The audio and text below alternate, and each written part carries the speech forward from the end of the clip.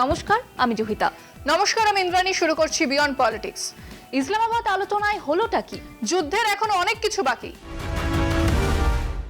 তোমায় খুব চিন্তিত লাগছে, কি ভাবছো বলো তো? ভাবছি একটা জিনিস। কি ভাবছো বলো তো? বাংলা ক্যালেন্ডারেও 1 বছর দেখতে দেখতে চলে গেল। হ্যাঁ, আর দুদিনেই নতুন বছর। সেটাই তো, একটার পর একটা বছর কেটে যাচ্ছে, পৃথিবী আরো অসুস্থ হচ্ছে। পৃথিবী আরো অসুস্থ হচ্ছে মানেটা কি? গত বছরও এই সময় রাশিয়া ইউক্রেন যুদ্ধ চলছিল, গাজায় গণহত্যা চলছিল, এখনো সেসব চলছে। তার সঙ্গে যোগ হয়েছে ইরান যুদ্ধ। যা বলেছো, তাও একটা আশার আলো দেখা যাচ্ছে ইরান যুদ্ধে। তুই কি ইসলামাবাদের আলোচনার কথা বলছিস?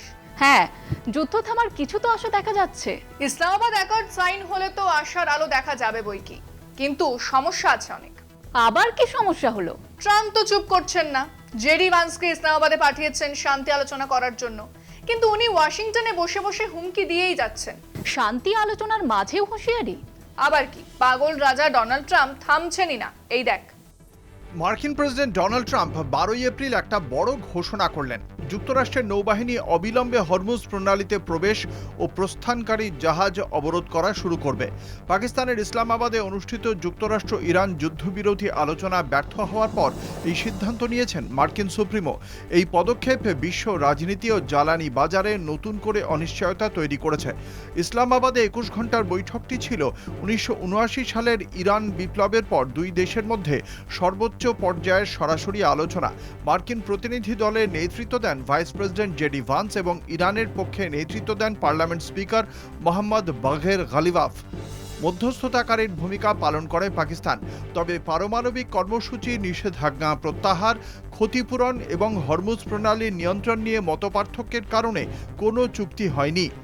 ট্রাম্প জানান, ইরানকে অবৈধভাবে টোল আদায় থেকে বিরত রাখতে এই অবরোধ কার্যকর করা হবে। তিনি বলেন, কোনো জাহাজ ইরানকে টোল দিলে সেই জাহাজ আটক করা হবে। হরমুজ দিয়ে যুদ্ধ শুরুর আগে বিশ্বের প্রায় 20% তেল পরিবহন হতো। অবরোধের ফলে আবার তেল ও গ্যাসের দাম বাড়ার আশঙ্কা তৈরি হয়েছে। ইরান অবশ্য পারমাণবিক অস্ত্র তৈরির অভিযোগ অস্বীকার করেছে এবং শান্তিপূর্ণ পারমাণবিক কর্মসূচির স্বায়ত্তশাসন দাবি করেছে। তেহরান জানিয়েছে, স্থায়ী চুক্তি না হওয়া পর্যন্ত তারা হরমুজ সম্পূর্ণভাবে খুলবে না। একই সঙ্গে ইসলামিক রেভলিউশনারি গার্ড কর্পস মার্কিন পদক্ষেপের বিরুদ্ধে কঠোর প্রতিক্রিয়ার হুঁশিয়ারি দিয়েছে। এই পরিস্থিতিতে 14 দিনের যুদ্ধবিরতি টিকবে কিনা তা নিয়ে অনিশ্চয়তা তৈরি হয়েছে। ইউরোপীয় ইউনিয়ন, রাশিয়া, চীন ও ওমান কূটনৈতিক সমাধানের আহ্বান জানিয়েছে। বিশ্লেষকদের মতে, এই অবরোধ কৌশলগত চাপ সৃষ্টি করলেও সংঘাত আরও বাড়াতে পারে।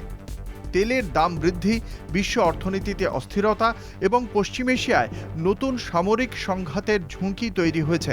সমালোচকরা বলছেন, এই পদক্ষেপ কূটনৈতিক সমাধানের পরিবর্তে উত্তেজনা বাড়াবে।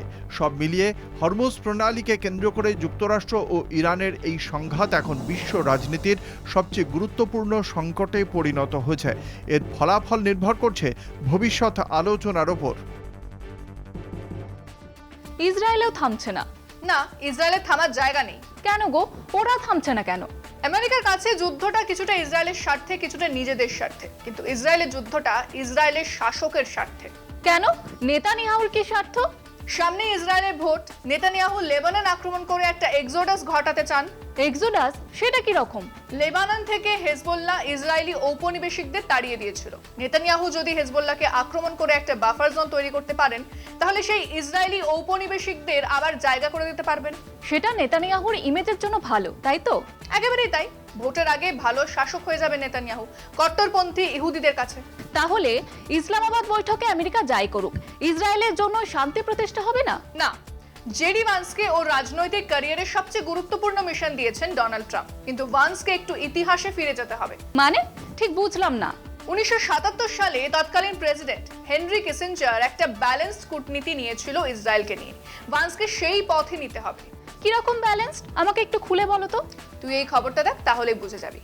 প্রেসিডেন্ট রিচার্ড নিক্সন ও জেরাল্ড ফোর্ডের আমলে হেনরি কিসিঞ্জারকে অনেকে ঐতিহাসিক একজন যুদ্ধাপরাধী হিসেবে আখ্যা দিয়েছেন। তবুও 1977 সালের জানুয়ারিতে রিপাবলিকানরা হোয়াইট হাউস ছাড়ার পর তিনি নিজেকে ধীরে ধীরে একজন প্রাজ্ঞ রাষ্ট্রনায়ক হিসেবে প্রতিষ্ঠিত করতে শুরু করেন।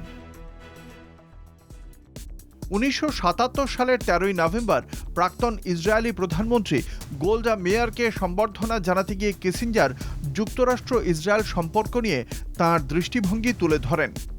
মিশরের তৎকালীন প্রেসিডেন্ট আনওয়ার সাদাতের ঐতিহাসিক জেরুজালেম সফরের এক সপ্তাহ আগে এই ঘটনা ঘটে। অনুষ্ঠানে যুক্তরাষ্ট্রের প্রভাবশালী ইহুদি লবির নেতারা উপস্থিত ছিলেন। তখন ইরানে ইসলামী প্রজাতন্ত্র প্রতিষ্ঠিত হয়নি। যুক্তরাষ্ট্রের সমর্থনে পারস্য উপসাগরের পুলিশ হিসেবে শাসন করছিলেন শাহ মোহাম্মদ রেজা পাহলভি। তখনও অটুট ছিল সোভিয়েত ইউনিয়ন এবং বিশ্ব রাজনীতির কেন্দ্রবিন্দুতে ছিল ঠান্ডা যুদ্ধ। 9/11 বা সভ্যতার সংঘর্ষের ধারণা তখন কল্পনারও বাইরে। এই প্রেক্ষাপটে কিসিঞ্জারের বক্তব্য ছিল বাস্তবসম্মত, যা আজও প্রাসঙ্গিক। তিনি 5টি মূল নীতি তুলে ধরেন। প্রথমত, ইসরায়েলের নিরাপত্তা মুক্ত বিশ্বের জন্য একটি নৈতিক দায়িত্ব। পাশাপাশি তিনি বলেন, সংশ্লিষ্ট পক্ষগুলি মেনে না নিলে জোর করে শান্তি চুক্তি চাপিয়ে দেওয়া যায় না। দ্বিতীয়ত, ইসরায়েলকে নিয়ে ভুল বার্তা দেওয়া থেকে সতর্ক থাকতে হবে যুক্তরাষ্ট্রকে। তাঁর মতে, কূটনীতির কাজ হল ধীরে ধীরে বাস্তবসম্মত লক্ষ্য অর্জন করা, যা যুক্তরাষ্ট্র ও ইসরায়েলের সমন্বয়ের মাধ্যমে সম্ভব। তৃতীয়ত, ইসরায়েলের নিরাপত্তা গুরুত্বপূর্ণ হলেও তাদের বুঝতে হবে যে পশ্চিম এশিয়ার শান্তি যুক্তরাষ্ট্র ও পশ্চিমী দুনিয়ার স্বার্থের সঙ্গে জড়িত। চতুর্থত, শান্তির প্রতি সব পক্ষের সমান দায়বদ্ধতা নেই, তাই অনমনীয় শক্তিকে ভেটো দেওয়া উচিত নয়। পশ্চিম এশিয়ার মতো জটিল ভূরাজনৈতিক অঞ্চলে সংযম ও মধ্যপন্থাকে গুরুত্ব দিতে হবে। পঞ্চমত, যে কোনো শান্তি চুক্তিতে নিরাপত্তার নিশ্চয়তা প্রয়োজন, কিন্তু তা সীমাবদ্ধতা মাথায় রেখে করতে হবে। ইতিহাস সাক্ষী, কেবল প্রতিশ্রুতি নিরাপত্তার বিকল্প হতে পারে না। এই নীতিগুলি আজও প্রাসঙ্গিক, বিশেষত ইসলামাবাদে আলোচনার ক্ষেত্রে। যুক্তরাষ্ট্রের উচিত ছিল ইরান ও ইসরায়েলের মধ্যে ভারসাম্য বজায় রাখা এবং ইসরায়েলের কট্টর ডানপন্থী প্রধানমন্ত্রী বেঞ্জামিন নেতানিয়াহুকে অযৌক্তিক প্রভাব বিস্তারের সুযোগ না দেওয়া।